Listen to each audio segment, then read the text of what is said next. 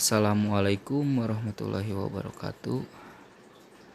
Kami dari kelompok 2 yang beranggotakan M. Fatur Rahman, Rismayanti, dan Muhammad Hanif akan membahas tentang indeks pembangunan manusia di Provinsi Papua. Untuk yang pertama, pengertian indeks pembangunan manusia. Indeks pembangunan manusia atau IPM mengatur capaian pembangunan manusia berbasis sejumlah komponen dasar kualitas hidup. Sebagai ukuran kualitas hidup, IPM dibangun melalui pendekatan 3 dimensi dasar. Dimensi tersebut mencakup umur panjang dan sehat, pengetahuan, dan kehidupan yang layak.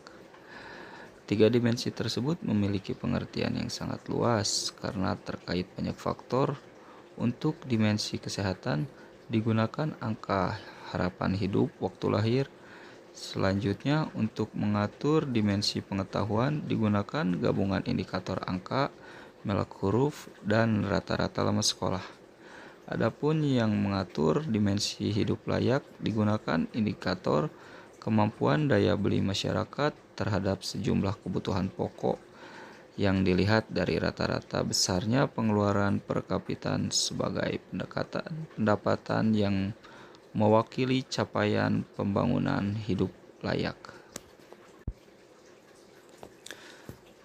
Mengutip Human Development Report pertama tahun 1990, pembangunan manusia adalah suatu proses untuk perbanyak pilihan-pilihan yang dimiliki oleh manusia. Diatur banyak pilihan tersebut. Pilihan yang terpenting adalah yang berumur panjang dan sehat, untuk berilmu pengetahuan, dan untuk mempunyai akses terhadap sumber daya yang dibutuhkan agar dapat hidup secara layak. Untuk indeks pembangunan manusia Provinsi Papua tahun 2020 itu ada 3 poin. Yang pertama, pada tahun 2020 indeks pembangunan manusia atau IPM Papua sebesar 60,44. Angka ini menurun sebesar 0,40 poin atau turun 0,66% dibandingkan tahun 2019. Penduduk usia 25 tahun ke atas secara rata-rata telah memenuhi pendidikan selama 6,69 tahun, hampir setara masa pendidikan untuk menentukan jenjang pendidikan kelas 1 SMP. Nilai tersebut lebih lama 0,44 tahun dibandingkan tahun sebelumnya. Untuk yang terakhir, pada tahun 2020, masyarakat di Papua memenuhi kebutuhan hidup dengan rata-rata pengeluaran per kapita sebesar 6.954 juta rupiah per tahun, menurun 382.000 rupiah dibandingkan tahun sebelumnya. Angka harapan hidup di Provinsi Papua pada tahun 2020 adalah 64,47. Angka harapan hidup tertinggi terdapat di Kabupaten Mimika, yaitu sebesar 71,93, sedangkan angka harapan hidup terendah terdapat di Kabupaten Enduga, yaitu sebesar 54,6. Rata-rata lama sekolah.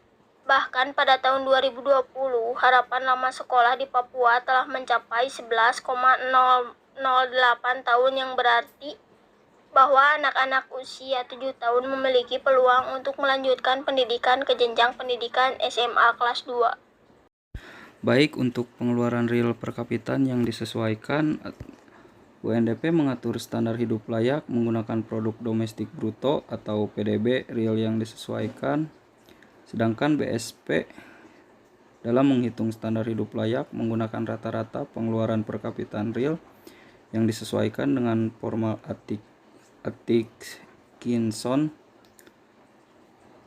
Provinsi Papua, bahwa angka ketimpangan tersebut meningkat sebesar 0,001 poin jika dibandingkan dengan Gini rasio September 2019 yang sebesar 0,391.